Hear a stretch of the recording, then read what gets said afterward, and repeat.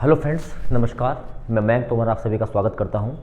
और आज हम एक बात करने वाले हैं, एक जो सामाजिक मुद्दा है, जो एक नया शब्द आपको नया इंट्रोड्यूस हुआ है, जिसका नाम है HMPV वायरस।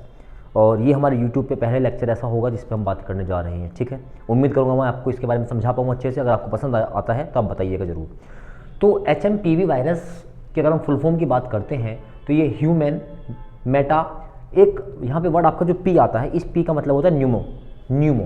तो पी वर्ड साइलेंट होता है। तो न्यूमो का मतलब क्या होता है, अगर हम जब पढ़ते हैं बायोलॉजी में, जो फेफड़े से संबंधित बातें होती हैं वो उसमें हम न्यूमो वर्ड यूज़ करते हैं। तो न्यूमो वायरस, तो HMPV वायरस के बारे में यहाँ पे हमने बात की है। एक्चुअल में इसके परिप्रेक्ष्य में आप देख रहे होंगे कि चाइना में काफ़ी सारी न्यूज़ आपके पास आ रही थी, लेकिन अभी क्या हुआ है कि भारत में इसके 2 केस मिल गए हैं, अभी जो हमारे पास न्यूज़पेपर से हमें पता लगा है। तो उन्हीं के बारे में इसलिए बात करना ज़रूरी हो जाता है। तो हम बात करेंगे। तो ये एक न्यूज़ हमारे पास आई है जिसमें लिखा हुआ है the HMPV infection in India was detected in a 3 months old girl and an 8 months old boy. यानी कि 2 बच्चे हैं, 3 महीने का, एक 8 महीने का बॉय, उसमें ये देखने को मिले हैं। और ये घटना आपकी बेंगलुरु की है, यानी कि कर्नाटक की घटना है। तो जो ये HMPV वायरस है, इसके बारे में आपको पता लग गया कि भारत में इसका पहला केस मिला हुआ है, बेंगलुरु के अंदर मिला हुआ है। तो ये आपको देखो, हमने कहा ना, जो न्यूमो वर्ड होता है, न्यूमो वर्ड वो आपके फेफड़े से बिलोंग करता है, फेफड़े को दर्शाता है। तो ये आपको इस तरह से आपको दिखाई दे रहा होंगे, आपके वायरस इस पे होता है। अगर हम बात करें कि वायरस एक्चुअल में होता क्या है, वायरस कुछ भी नहीं होता। ये एक जो है जीवित व्यक्ति या जीवित अवस्था, ये एक मृत अवस्था, दोनों के बीच की कड़ी को जोड़ता है। ये कभी मरता नहीं है, पहली बात तो ये कभी मरता नहीं है, लेकिन मृत अवस्था में रहता है, कभी भी जिंदा हो सकता है। जैसे इसकी हम संरचना की बात करें, देखो ये एक जो है, ये एक प्रोटीन का बना होता है इस तरीके से, और इसके अंदर कुछ है ना, एक केमिकल भरा होता है जिसको हम DNA या फिर RNA एक केमिकल बता सकते हैं। तो इसके अंदर ये होता है, ठीक है ना। अब ये क्या करता है, ये इसकी प्रोटीन से बना होता है। ये किससे बना होता है, ये इसका प्रोटीन से बना होता है, इसकी जो लेयर्स होती है। अब ये अटैक करता है किसी भी सेल पे, ये किसी भी सेल पे अटैक करेगा। तो जैसे ही सेल पे अटैक करेगा तो सेल पे अटैक करेगा तो क्या करेगा, उस सेल में ये अपने DNA को छोड़ देगा, और इस तरह से इसकी कॉपियां बननी स्टार्ट हो जाती हैं, और फिर ये जो सेल होते हैं यही खुद इसको क्या करते हैं, प्रोटेक्ट करती हैं। तो इस तरीके इसकी एक बायोलॉजिकल हम थोड़ा सा समझ रहे हैं कि भाई जो वायरस होता है, वायरस होता क्या है। तो इस तरीके का वायरस, आपको इसकी डेफिनेशन आप समझ सकते हो, ठीक है ना। क्योंकि वायरस और कुछ नहीं होता, एक प्रोटीन का खोल बना होता है, उसके अंदर एक केमिकल DNA RNA एक तरल पदार्थ भरा रहता है, उसी को हम बोलते हैं। चलिए तो बात करते हैं मानव metapneumovirus, human metapneumovirus. ये न्यूज़ में क्यों है, चर्चाओं में क्यों आया, ये HMP वायरस है क्या यह वायरस चीन की देन है। भाई हमारे पास है ना, जैसे कोविड के बाद जब कोविड आया तब बहुत सारी बातें चाइना के बारे में हुई, क्या ये वहीं से आया हुआ है, इसके लक्षण क्या क्या हो सकते हैं, ठीक है ना। क्या यह वायरस कोविड जितना खतरनाक है, और इसके क्या क्या उपचार हो सकते हैं, इसके ट्रीटमेंट्स क्या हो सकते हैं, ये जानना बेहद जरूरी है। पहली बात तो हमको बिल्कुल पैनिक नहीं होना है, क्योंकि हमने कोविड इतना बड़ा महामारी देखी है, उससे हमें एक्सपीरियंस तो बहुत सारा मिला ही होगा, ठीक है ना। तो पैनिक आपको बिल्कुल नहीं होना है, क्योंकि हमारा जो हेल्थ डिपार्टमेंट है, जो हमारी गवर्नमेंट ऑफ इंडिया है या फिर स्टेट गवर्नमेंट है किसी भी राज्य की, तो कहीं ना कहीं वो अपने सिटीजन्स के लिए कुछ ना कुछ तो प्रोटोकॉल्स लेके आती है, जिसको हम फॉलो भी करना चाहिए, ठीक है। तो पैनिक होने वाली बिल्कुल बात नहीं है। क्योंकि आज अगर आप थोड़ा सा इंटरेस्ट रखते हो शेयर मार्केट में, तो इंडिया शेयर मार्केट की अगर बात करें तो काफ़ी बड़ी गिरावट आज देखने को मिली है ना। लेकिन इसी परिप्रेक्ष्य में आप देखोगे जो यूरोप का मार्केट है या फिर अमेरिका का मार्केट है, वहाँ पे इतना कुछ देखने को नहीं मिला है, ठीक है। चलो उस बारे में हम बात नहीं करेंगे।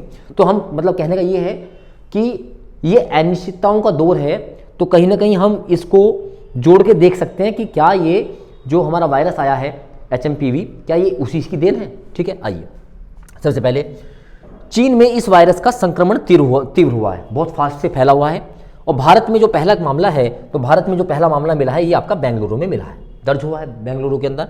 फिर गुजरात में भी इसका एक संक्रमित बच्चे की पहचान की गई है, तो 2 बच्चे हमें यहाँ पर दिखाई दे रहे हैं, ठीक है। तो यहीं से माना जा रहा है कि हाँ, भारत में भी ये वायरस इसके केस मिले हैं। तो अब इन बच्चों को देख के पता लगाया गया, क्या इन बच्चों का कोई ट्रैवल हिस्ट्री है, ये कहीं बाहर से चाइना से आए हैं क्या, नहीं। तो इनकी कोई भी ट्रैवल हिस्ट्री अभी तक नहीं मिली है, तो ये हमारे लिए अच्छी बात है, ठीक है। चलिए, ये श्वसन प्रक्रिया पर प्रभाव डालने वाला वायरस है ना।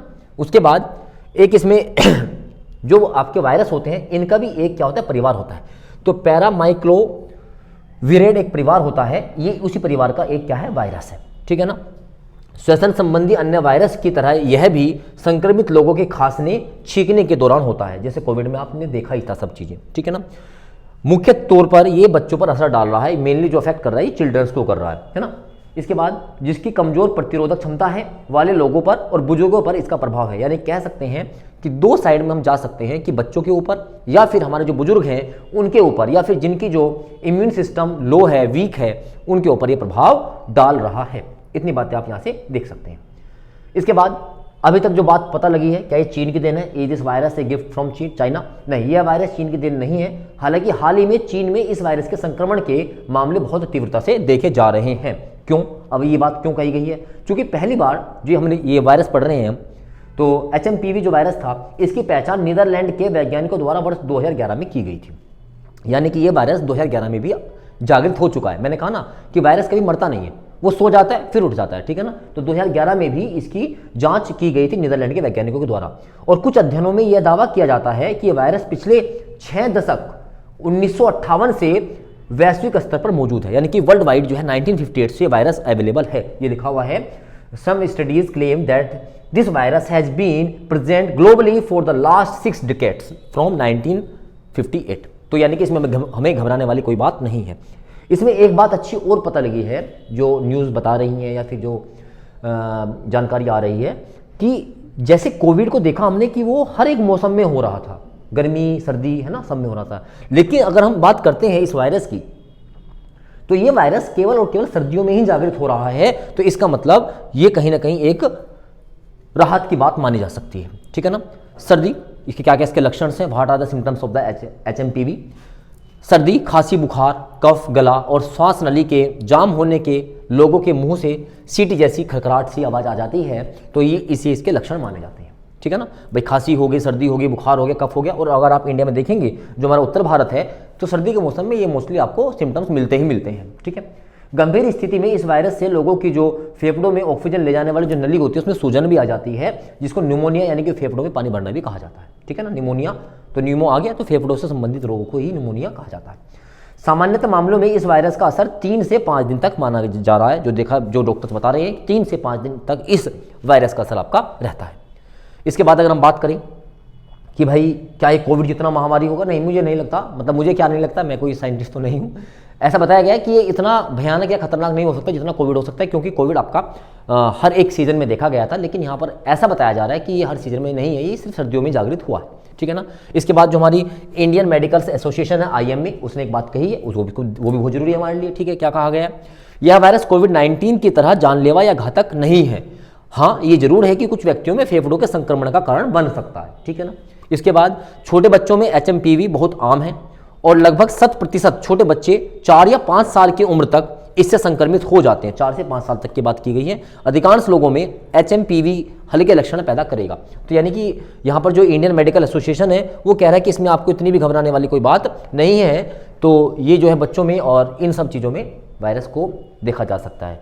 तो देखो, सटीकता के साथ मैंने बातें बताने की कोशिश की है, तो पैनिक होने की कोई आवश्यकता नहीं है। हाँ, बिल्कुल सही बात है, सर्दी का मौसम है, पता लग गया है, तो हमें यहाँ से अपनी जो बचाव हैं वे हमें अपने बचाव करने ही चाहिए। तो पैनिक होने की आवश्यकता नहीं है। बाकी जो लोग पढ़ने वाले हैं पढ़ते रहिएगा, ठीक है ना। अपना स्वस्थ रहिए, सबका ध्यान रखें। Thank you. जय हिंद, जय भारत।